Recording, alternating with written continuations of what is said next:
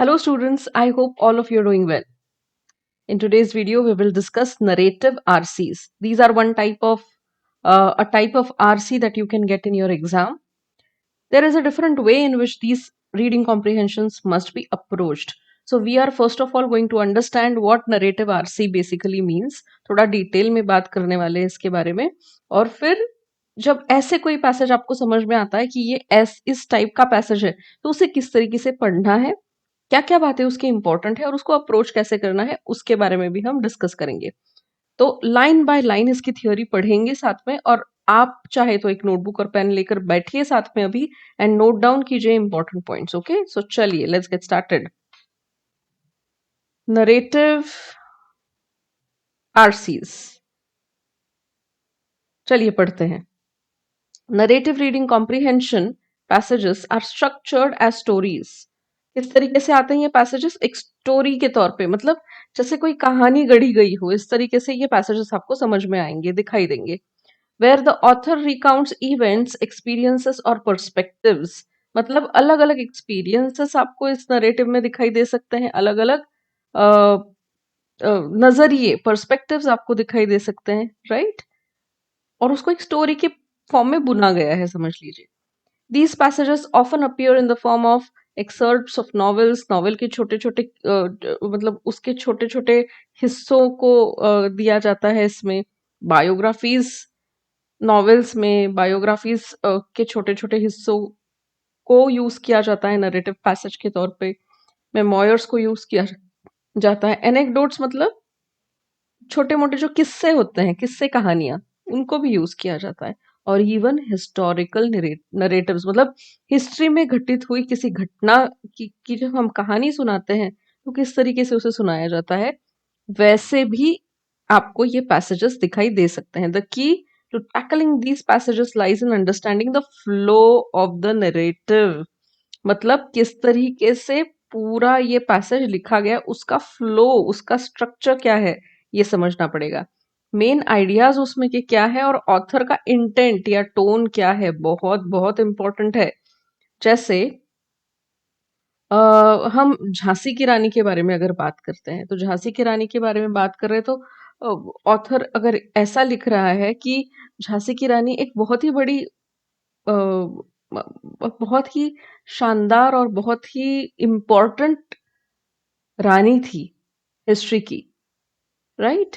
तो he is if he is constantly talking positive things about her, then there are higher chances that यहाँ पर इसका tone, इसका intent उसको heroic portray करने का है। Are you getting it? तो वैसे ही आपको इसका टोन समझना पड़ेगा, इसका मेन आइडिया भी आपको समझना पड़ेगा, तभी जाके आप कुछ भी इस पैसेज के बारे में बोल पाएंगे या आंसर कर पाएंगे।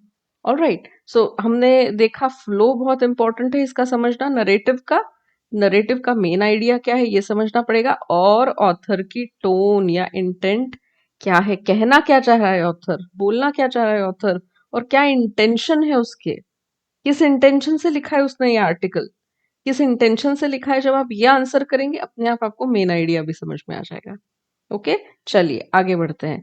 क्या क्या कैरेक्टरिस्टिक्स है भाई, कैसे पहचानेंगे, क्या कैरेक्टरिस्टिक्स है? मेनली स्टोरी टेलिंग स्ट्रक्चर कैसा होता है, जैसे कोई कहानी बता रहा है हमें, ऐसा। क्रोनोलॉजी होती है, थीम होती है, एक इवेंट्स जो कुछ भी बता रहा है ऑथर, उसको प्रेजेंट करने का एक स्ट्रक्चर होता है ना? एंगेजिंग होता है रीडर के लिए। जनरली नरेटिव पैसेजेस आपको सिंपल लगेंगे क्योंकि उनमें कोहेरेंस है, ठीक है? सिर्फ इंफॉर्मेशन से भरे हुए नहीं रहते ये passages. Characters, setting, conflict, resolution, ये सारी चीजें होती है जो एक एंगेजिंग स्टोरी के लिए जरूरी है। तो ये एंगेजिंग होते हैं पैसेजेस। ऑथर का पर्सनल पर्सपेक्टिव रहता है कहीं ना कहीं इसमें, right?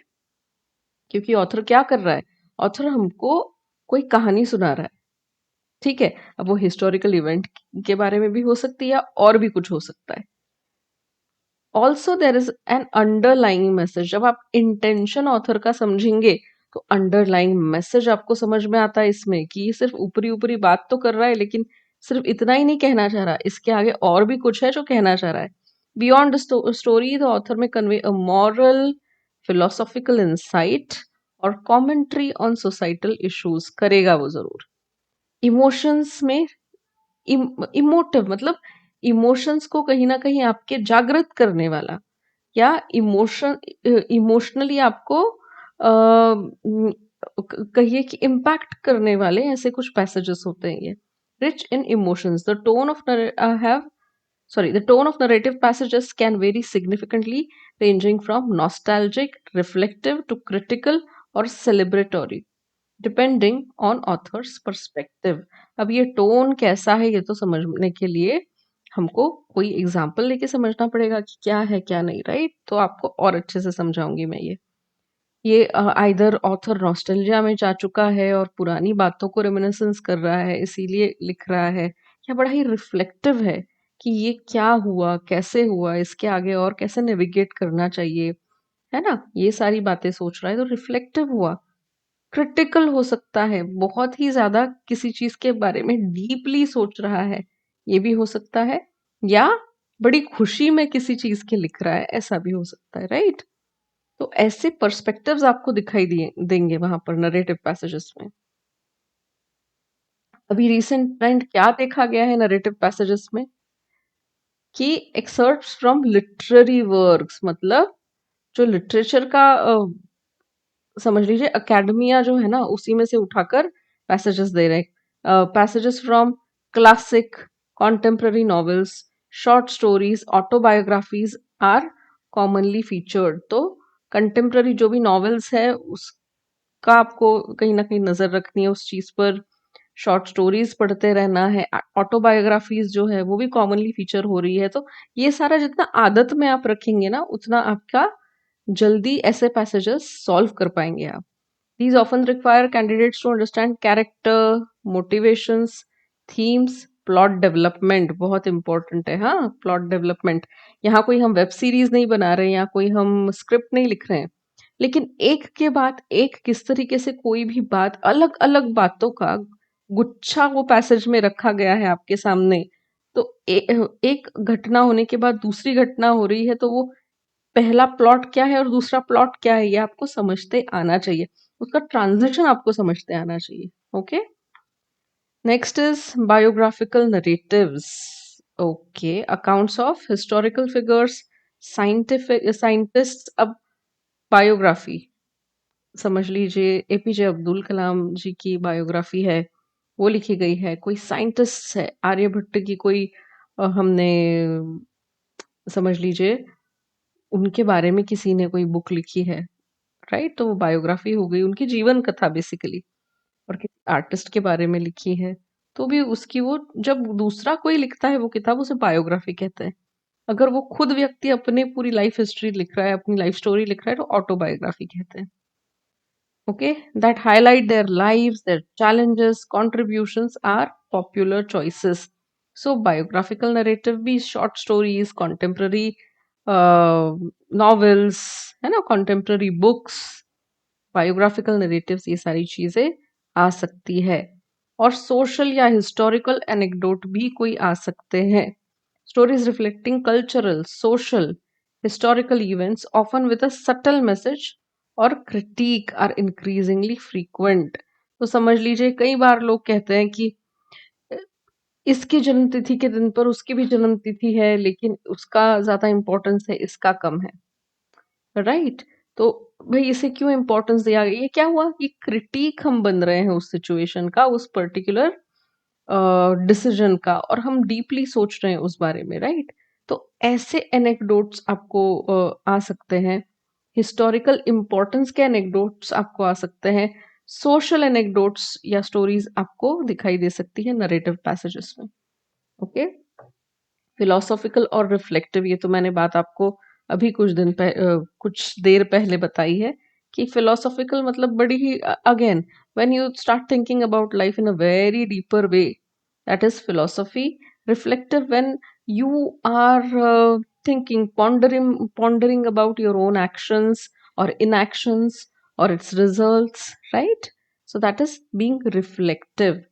delve into personal reflections, author के personal reflections or abstract ideas requiring deeper understanding of author's thought process, ऐसे भी passages मिल सकते हैं आपको। अब चलिए समझ लेते हैं कि क्या क्या स्ट्रैटेजीज वर्क करेगी इसके लिए। Focus on beginning and and, very very important है। इंट्रोडक्शन में क्या कहा गया है, क्या टोन सेट हुआ है उस पर्टिकुलर पैसेज का, ये आपको देखना पड़ेगा। हम्म। द कंक्लूजन प्रोवाइड्स क्लोजर और ऑथर्स की टेक अवे। कंक्लूजन क्या है उस पर डिपेंड करेगा कि ऑथर ने उसको कंक्लूड कैसे किया है। बेसिकली जिस टोन में उन्होंने स्टार्ट किया था, क्या उसी टोन में वो कंक्लूड कर रहे हैं, या कोई उनका टोन शिफ्ट हुआ है, उनका नजर या पर्सपेक्टिव कहीं बीच में शिफ्ट हुआ है। इसलिए बिगिनिंग और एंड दोनों अच्छे से पढ़ना है आपने।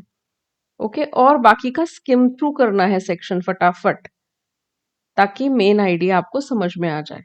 ओके, फिर अंडरलाइंग मैसेज क्या है वो आइडेंटिफाई करने की कोशिश। ऑथर किस डायरेक्शन में, सिर्फ ऊपर ऊपर के फैक्ट्स और फिगर्स और इंफॉर्मेशन की बात नहीं करनी है, सिर्फ ऊपर ऊपर की स्टोरी नहीं देखनी है। तो स्टोरी के थ्रू क्या कुछ और एजेंडा है ऑथर का, वो समझना होगा, वो अंडरलाइन मीनिंग हमको समझना होगा। Okay, look beyond the surface story to understand what author wants to convey. Is it a life lesson, a critique, or an appreciation of an event or character? पूछो ये सारे सवाल अपने आप को जब आप पढ़ते हो ऐसा कोई narrative passage. Okay, analyse the author's tone, very important. ठीक है, choices of words and expressions will help you understand whether the author is optimistic, nostalgic, critical, or neutral. Right? So you have to analyze that if you want to give correct answers. I hope I am clear enough.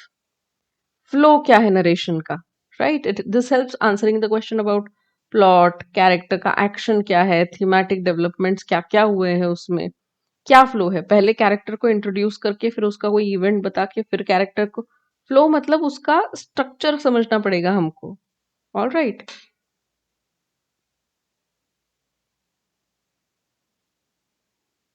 practice inference. Right, what is practice inference? Many questions require reading between the lines. Focus on what is implied rather than explicitly stated. So inference, infer करना सीखो किसी भी चीज को।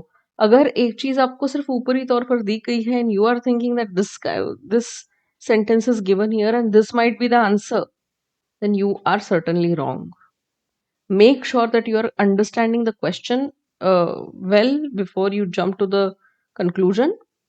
Next thing that you have to maintain is you have to keep on asking questions critically while you are reading that particular passage. Inference क्या है, क्या मतलब क्या है इस particular sentence का, और ये sentence यहाँ पर क्यों आया है, इसका impact क्या है, इसके कारण ऑथर का इंटेंट कहाँ तक आपको समझ में आ रहा है, यहाँ तक आपको ये थॉट स्ट्रेच करना होगा।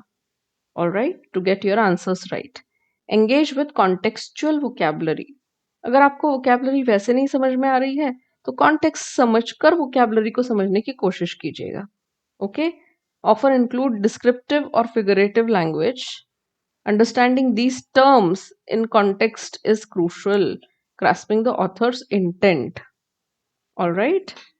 Last is time management. Very important. Why is it important? Tell me, why is it important now? Can you tell me? I know you can tell me. It is mainly because if you are solving uh, everything correctly, of course, all your answers are right. But if you're not solving it in the given time frame, it is of no use. So make sure you're also managing your time effectively.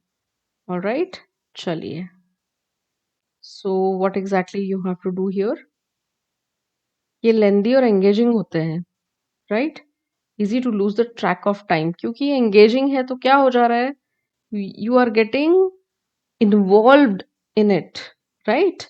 And you want to read everything and you want to know कि हुआ क्या, आखिर कहना क्या चाह रहा है author. But remember that you are not there to engage with that particular passage, but yeah, engage of course by asking questions, by keeping track of why you are there.